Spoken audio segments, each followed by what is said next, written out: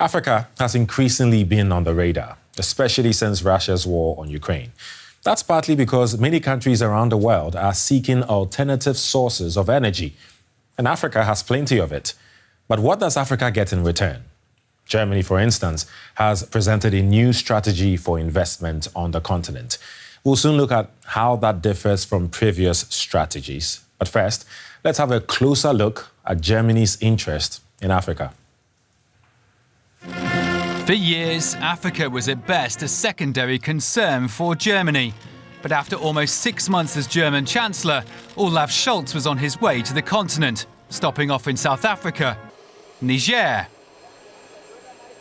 and Senegal, looking to strengthen ties and do deals. Africa is the continent next to Europe, and it is of essence that we work intensely to have very good relations with all the states in Africa. But there was and remains another big reason for all the diplomacy and handshakes. Germany does require to diversify its resources, specifically energy resources. That is the main idea. Post Russian-Ukraine conflict, this has become really clear to many that there needs to be more diversification.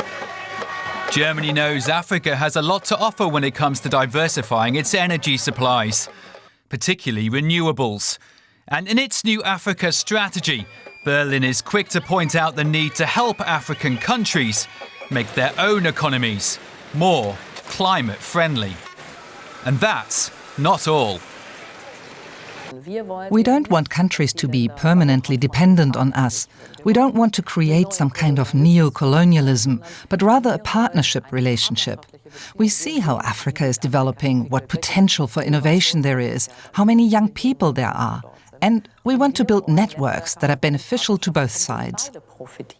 Olaf Scholz wants to play to Germany's strengths here, be that acting as a neutral partner in security and defence, investing in a clean energy transition, or improving local social and health services.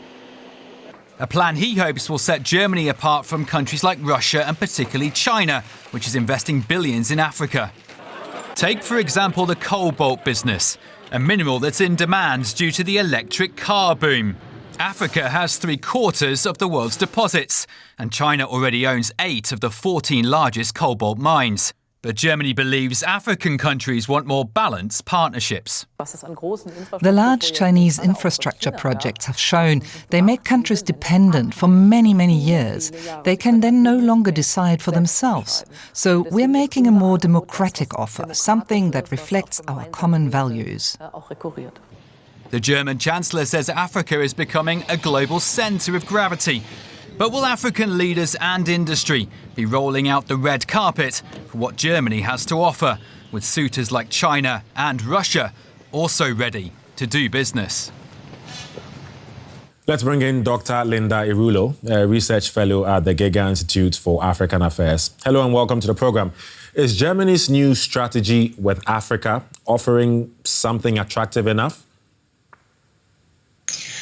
So far, with the readings, I see some declarations of intentions that could go in the right direction. But the major problem that we've had with these strategies, like the past, the Marshall Plan, for instance, is that it's all talk but very little action, especially bringing in Africa and having them as equal partners on the table.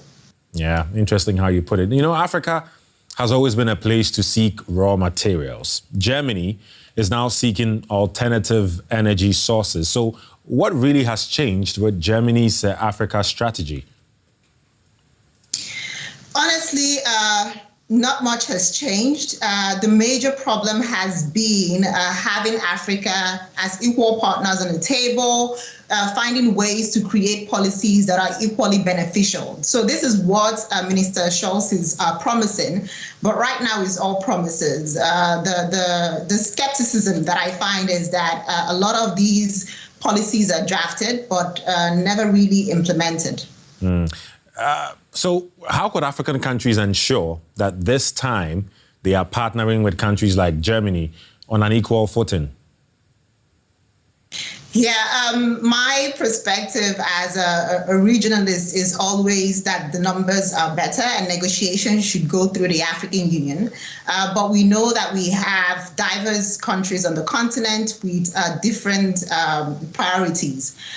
So I think that it's important for them to use the fact that we have a lot more interest in the continent and competition and use that to their benefit.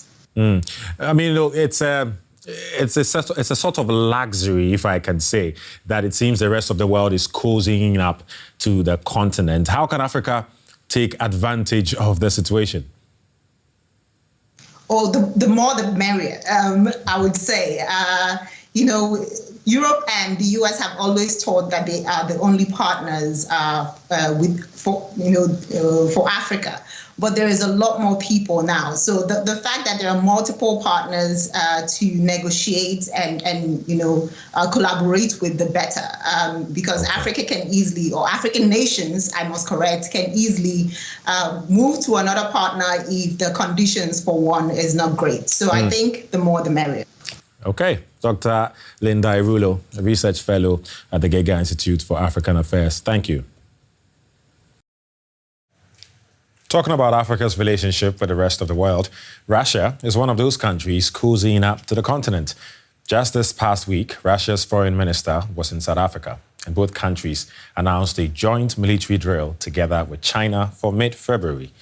My colleague Christine Mhundwa digs into South Africa's balancing act when it comes to its ties with Moscow at a time when Russia is being condemned for its invasion of Ukraine. At the Russian School of Ballet in Johannesburg, Jana Auger is teaching her first class of the day.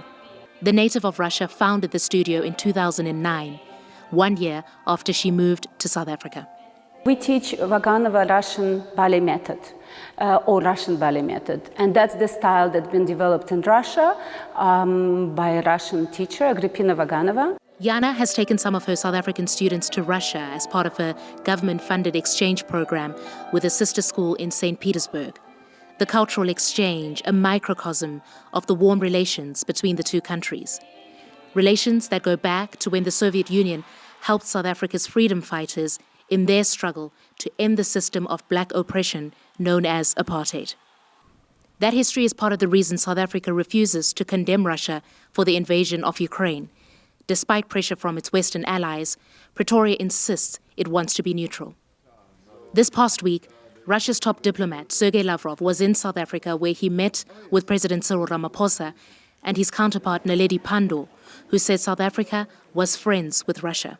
I just think it's important that we regard all countries as sovereign nations and not stop doing so when it suits us.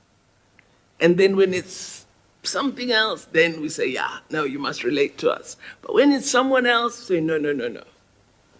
We don't allow that kind of division to be sought from us as South Africans. We value the independent, measured, and balanced position that our South African friends are taking towards this issue. But that balanced position is now under scrutiny. Next month, around the first anniversary of the war in Ukraine, South Africa will be hosting naval military drills with Russia and China along its eastern coast, a move seen to be pulling Pretoria closer to Moscow. The US has criticized South Africa for its decision to host the drills with Russia and China as the war in Ukraine rages on. But Pretoria has defended the drills, saying all countries conduct military exercises with friends, and that South Africa should not be denied the right to participate in the drills. It's not just South Africa. Russia has been on an aggressive charm offensive across the continent, with Lavrov visiting a number of countries seeking diplomatic support.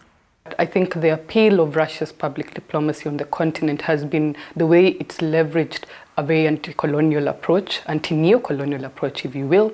It's also advanced this idea of tapping into the anti-hegemonic narrative that's picking up around the global south. And it's that idea that's particularly resonating in South Africa and in other countries on the continent who say the West has double standards and are seeking alternative alliances. For more on this, I am now joined by William Gumede, Executive Chairperson of the Johannesburg-based Democracy Works Foundation. Hello and welcome, sir. Now, at a time when Russia is at war with Ukraine, South Africa is claiming to stay neutral, but is opening its arms wider to Russia. You said in an earlier interview that this is a bad situation for South Africa. Can you explain why? Yes, it is very bad for South Africa because, it opens South Africa up for potential disinvestment by Western investors, even potential sanctions by the US. At the moment, where we need, as a country, where we need investment, we need to deal with our jobs problem. We've got our biggest economic crisis in South Africa since the Second World War. We have the highest unemployment in any emerging market in the world. We desperately need foreign investment, and Russia's our trade with Russia is so minimal compared to our trade with the developed world. So obviously, South Africa doesn't want to risk losing investment from the other developed countries. So what do you think makes it so difficult for South Africa to condemn Russia for its war in Ukraine? Many leaders of the governing African National Congress in South Africa feel grateful to Russia because of the Soviet Union support of the liberation struggle in South Africa in the 1960s, 1970s, and the 1980s. So many people confuse the Russia of today with that of the Soviet Union. Secondly, many ANC leaders have personal affinity with Russia because many of the current leadership of the ANC actually studied or lived in the old Soviet Union in the 1970s and 1980s. Then South Africa is also part of BRICS with Russia, China, Brazil, and India. And although it is a trade alliance, many ANC leaders confuse it as a political alliance, and they feel, well, because South Africa is part of BRICS, South Africa has to be seen to be supportive of Russia. To top it up, South Africa even plans to hold military drills with Russia and China in February. That's a month that will mark a year of the war in Ukraine. Isn't that a bit insensitive, you think? Absolutely, it is very insensitive because what it tells the world and what it tells Ukraine is that South Africa actually is supportive of Russia. I mean, to participate in military exercises with Russia at this time, at this moment, really is an endorsement of Russia's invasion of Ukraine. What are South Africa and Russia hoping to get from each other? I mean, Russia, what they can get out of South Africa is the support. South Africa's support is crucial for them in international fora. When voting comes up in the United Nations, the last times when there was a vote in the United Nations, South Africa stayed neutral. There is going to be voting, for example, in the World Trade Organization and those type of forums, or even in the World Bank and IMF. South Africa's support for Russia will then be critical. South Africa is a key player in the African Union. The African Union has almost a third of the United Nations membership, and for Russia to have South Africa on its side also give it reach into Africa. Quickly before you go, you said earlier South Africa's trade volume with Russia is rather small compared to countries like China or Britain or other Western countries. The only thing Russia tops in is the sale of arms. Should we be concerned that Russia is expanding its influence across Africa? Absolutely. I mean, even before this, the Russia-Ukraine war, Russia really have targeted Africa in order to counteract the West's sanctions, economic sanctions against Russia. So Russia has been looking to sell its products in Africa. And its main product, the two main products that Russia sells to Africa, one is weapons, the second one is nuclear energy. I mean, and it's very alarming because Russia over the last couple of years have been increasingly supporting autocratic leaders and governments in Africa, propping them up So in a sense that Russia's weapons contribution to unstable African countries have made Africa much more unstable and much more violent also. I wish we had more time to go through, but William Gumede, Executive Chairperson of the Johannesburg-based Democracy Works Foundation, thank you very much for your insights. Thank you.